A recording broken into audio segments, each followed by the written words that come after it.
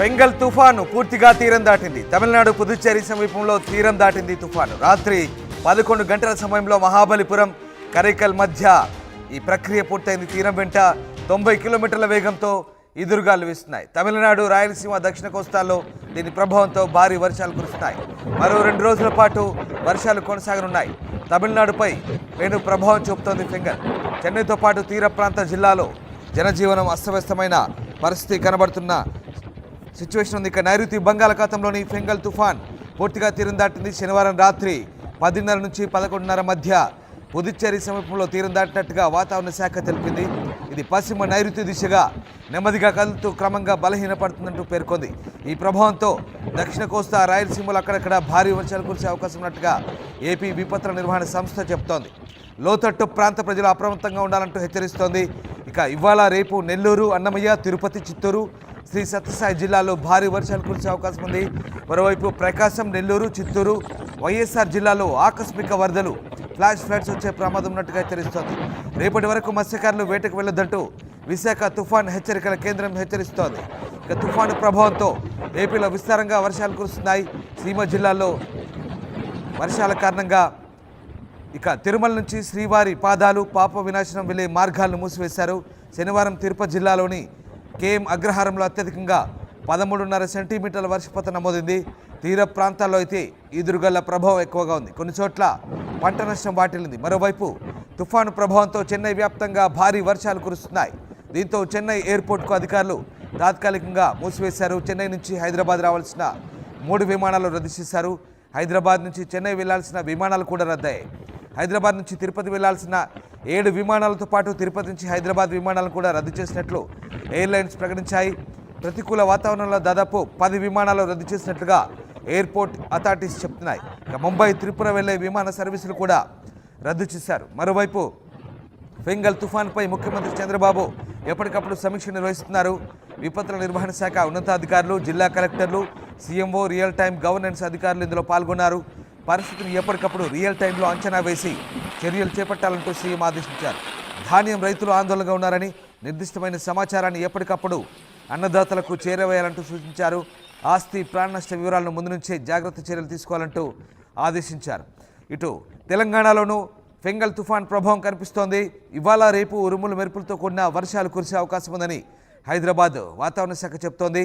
కొత్తగూడెం, ఖమ్మం, నల్లగొండ, సూర్యాపేట, మహబూబ్నగర్, నగర్ కర్నూలు, వనపర్తి, నారాయణపేట, గద్వాల్ జిల్లాలో ఉరుములు మెరుపులతో కూడిన వర్షాలు కురిసే ఛాన్స్ ఉంది. ఇక ఈ జిల్లాలకు ఎల్లో హెచ్చరికలు జారీ అయ్యి రేపు కూడా వర్షాలు పడే అవకాశం ఉన్నట్టుగా భారత వాతావరణ శాఖ చెప్తోంది. మొత్తం మీద ఫెంగల్ తుఫాన్ ప్రస్తుతం పశ్చిమ నైరుతి వైపు పయనిస్తోంది. ఇది క్రమంగా బలహీనపడే అవకాశాలు కనిపిస్తున్నాయి. దీని ప్రభావంతో దక్షిణ కోస్తా, రాయలసీమలో అక్కడక్కడ వర్షాలు కురిసే అవకాశం ఉన్నట్టుగా చెప్తున్నారు. కొన్ని జిల్లాల్లో మాత్రం ఆకస్మిక వరదలకు ఛాన్స్ ఉంది. ఇక పూర్తిగా చెన్నై ఎయిర్పోర్ట్ని అయితే మూసివేసిన పరిస్థితి. తాత్కాలికంగా కొన్ని విమానాలు రద్దయ్యాయి. విజయవాడ మీదుగా చెన్నై, తిరుపతి, షిరిడి, విజయవాడ చేరుకోవాల్సిన మొత్తం 8 నుంచి 10 సర్వీసులు రద్దు చేసినట్టుగా ఇండిగో ప్రకటించిన పరిస్థితి కనబడుతోంది. అటు తిరుపతి జిల్లా రేణిగుంట విమానాశ్రయం వద్ద కూడా అఫ్రాన్ వద్ద వర్షం నీరు నిలిచింది. మొత్తం మీద తిరుపతి జిల్లాలో అత్యధికంగా అగ్రహారంలో 13.5 సెంటీమీటర్ల వర్షపాతం నమోదైన పరిస్థితి కనబడుతోంది.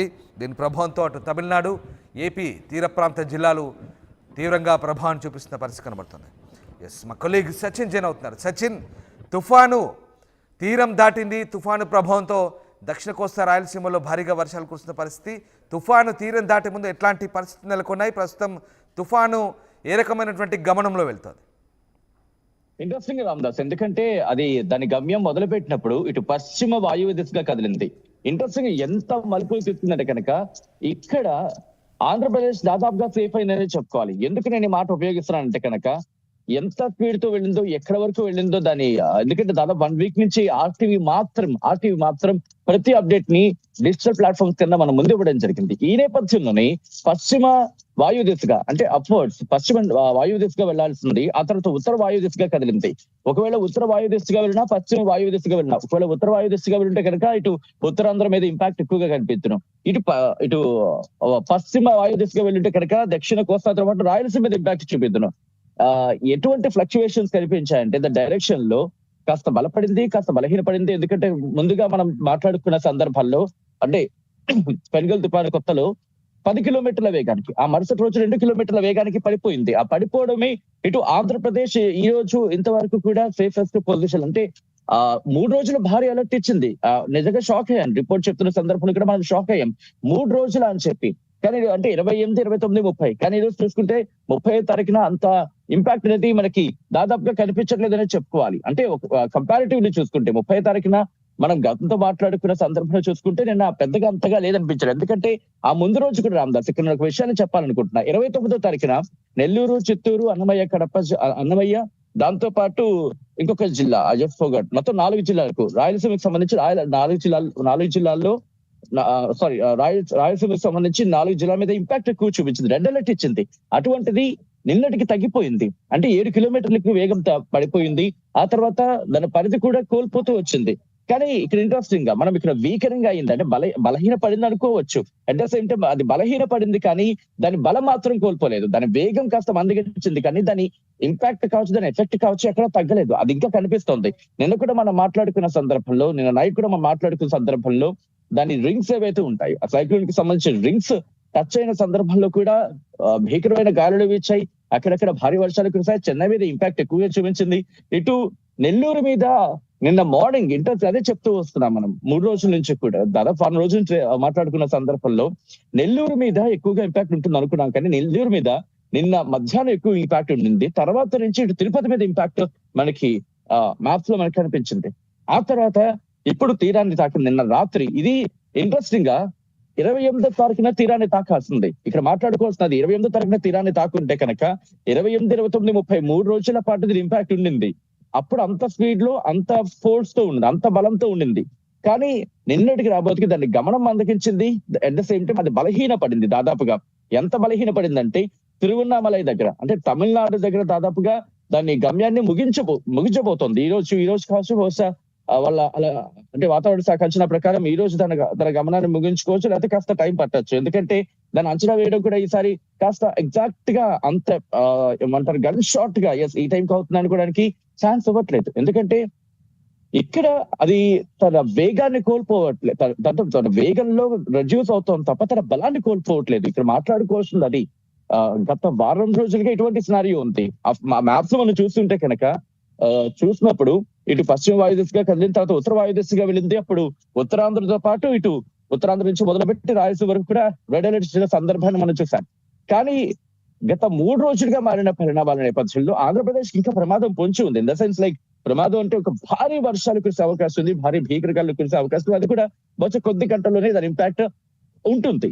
బట్ ఆ తర్వాత కాస్త అంటే ముందు భయపడినంత సిచ్యువేషన్ ఉండకపోయినా వాతావరణం అయితే ఉంది. భారీ వర్షాలు కురుస్తాయి, భారీ గాలులు ఉన్నాయి. ఇప్పటికే చెన్నై దగ్గర 50 కిలోమీటర్ల వేగంతో గాలులు వీస్తున్నట్టుగా మనకి కనిపిస్తోంది సాటిలైట్ మ్యాప్స్ లో కావచ్చు. ఎందుకంటే అది వీకనింగ్ అవుతోంది. ఈ రోజు మధ్యాహ్నానికో సాయంత్రానికో పూర్తిగా బలహీన పడిపోయి దాని గమ్యాన్ని ముగించవచ్చు. సో అయినప్పటికీ ఇప్పుడు ఆంధ్రప్రదేశ్ కి సంబంధించి మాట్లాడుకుంటే ఈ రోజు, రేపు, ఎల్లుండి, బహుశా రేపటి వరకు కూడా ఇంపాక్ట్ ఉంది. ఇంట్రెస్టింగ్ గా ఈ రోజు ఇటు అనంతపురం ఆ ప్రాంతాల్లో రాయలసీమకు సంబంధించి తీర ప్రాంతాల్లో కాకుండా మిగిలిన ప్రాంతాలకు సంబంధించి ఇంపాక్ట్ ఉంది. ఎందుకంటే కనుక ఇది డైరెక్షన్ టువర్డ్స్ పశ్చిమ వైపు వెళ్తోంది. పశ్చిమ వైపు ఇది కదులుతున్నప్పుడు దాని ఇంపాక్ట్ అంటే దాని రింగ్స్ ఏవైతే ఉంటాయో ఆ రింగ్స్ ఇంపాక్ట్ ఇటు మనకి రాయలసీమ వరకు కూడా ఉంది. ఆ రింగ్స్ ఇంపాక్ట్ ఉన్నప్పుడు ఇక్కడ గాలులు వీస్తాయి. ఆ తీవ్రత కూడా, ఎందుకంటే ఎంత తీవ్రతతో ఉండే అవకాశం ఉన్నది కూడా ఇక్కడ మ్యాటర్ అన్నమాట. ఎందుకంటే ఇప్పటికే గంటకు 70 నుంచి 90 కిలోమీటర్ల వేగంతో గాలులు వీచే అవకాశం ఉందంటే వాతావరణ శాఖ ఇచ్చిన రిపోర్ట్ ను చూసాం. ఆ 90 కిలోమీటర్ల వేగానికి సంబంధించి అది చెన్నై మీద ఎక్కువగా ఉండింది, కానీ ఆంధ్రప్రదేశ్ మీద చాలా తక్కువగా ఉన్నప్పటికీ కూడా ఆ తీవ్రత మాత్రం కనిపించింది మధ్యాహ్నం, ఎస్పెషల్లీ నెల్లూరు వంటి ప్రాంతాల్లో మాట్లాడుకుంటే. ఇప్పుడు తిరుపతి మీద కాస్త ఇంపాక్ట్ కనిపిస్తుంది. మీరు అన్నట్టుగా ఇప్పటికీ అక్కడ ప్రభుత్వం కూడా, ఆంధ్రప్రదేశ్ ప్రభుత్వం కూడా అలర్ట్ అయింది. ఆంధ్రప్రదేశ్ ప్రభుత్వం అలర్ట్ అయ్యి చర్యలకు ఉపక్రమించింది. ఎందుకంటే ఈ తుఫానుని అంచనా వేసి అడుగులు వేయడంలో చాలా కీలకమని చెప్పుకోవాలి. ఎస్, ల్యాండ్ ఫాల్ అయితే అయ్యింది, ల్యాండ్ ఫాల్ అయితే మాత్రం అయ్యింది, తీరాన్ని తాకింది, తీరాన్ని దాటింది. కానీ ఇంపాక్ట్ అంటే ఇంకా ఇంకొన్ని గంటలు కంటిన్యూ అవకాశం ఉంది. Right, yes, thank you Sachin, thanks for the update. మా కొలీగ్ వర్మ విశాఖ వాతావరణ కేంద్రం నుంచి జాయిన్ అవుతున్నారు. వర్మ, ముఖ్యంగా ఇవాళ తుఫాను తీరం దాటిన తర్వాత దీని ప్రభావం దక్షిణ కోస్తా రాయలసీమపై ఉండే అవకాశం ఉన్నట్టుగా తెలుస్తోంది. కొన్ని జిల్లాల్లో ఫ్లాష్ ఫ్లడ్స్ కూడా ఛాన్స్ ఉందని చెప్తున్నారు. అలాగే ముఖ్యమంత్రి సీఎం చంద్రబాబు నాయుడు కూడా దీనిపై ఎప్పటికప్పుడు సమీక్షిస్తున్న పరిస్థితి కనబడుతోంది. సో వాతావరణ శాఖ అధికారులు ఏం చెప్తున్నారు, ప్రభుత్వ యంత్రాంగం ఎలాంటి అప్రమత్తత చర్యలు చేపడుతోంది?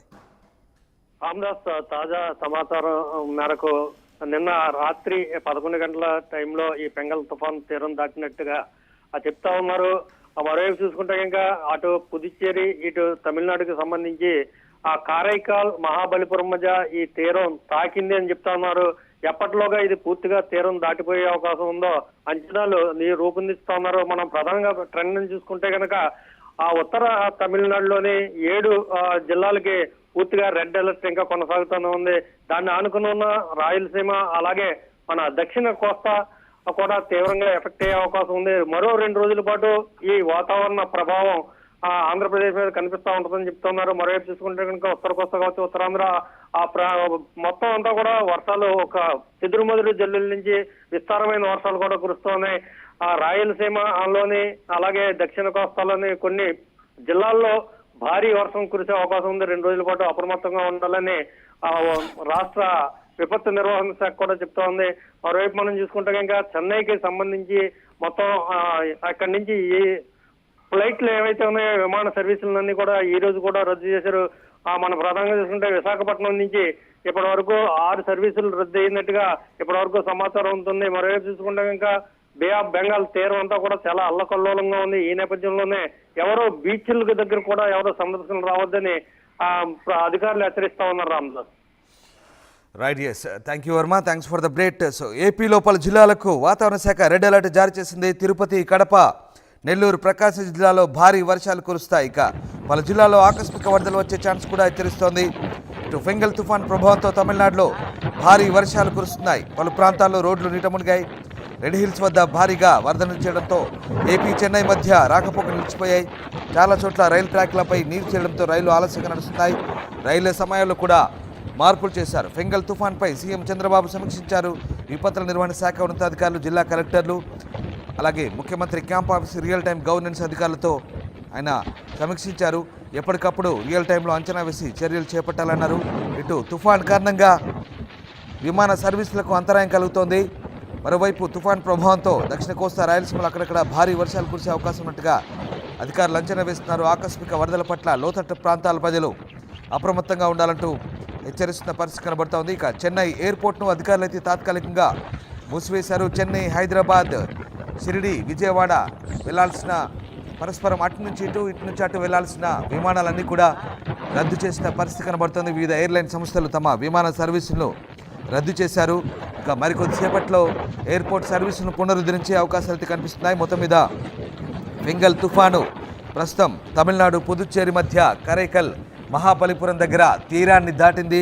దీని ప్రభావంతో మరొక కొద్ది గంటల పాటు భారీ వర్షాలు కురిసే అవకాశం ఉంది. ముఖ్యంగా దక్షిణ కోస్తా, రాయలసీమ ప్రాంతాల్లో భారీ వర్షాలకు అవకాశం ఉంది. అలాగే నెల్లూరు, చిత్తూరు, ప్రకాశం జిల్లాల్లో ఆకస్మిక వరదలకు కూడా ఛాన్స్ ఉన్నట్టుగా వాతావరణ శాఖ అధికారులు హెచ్చరిస్తున్నారు.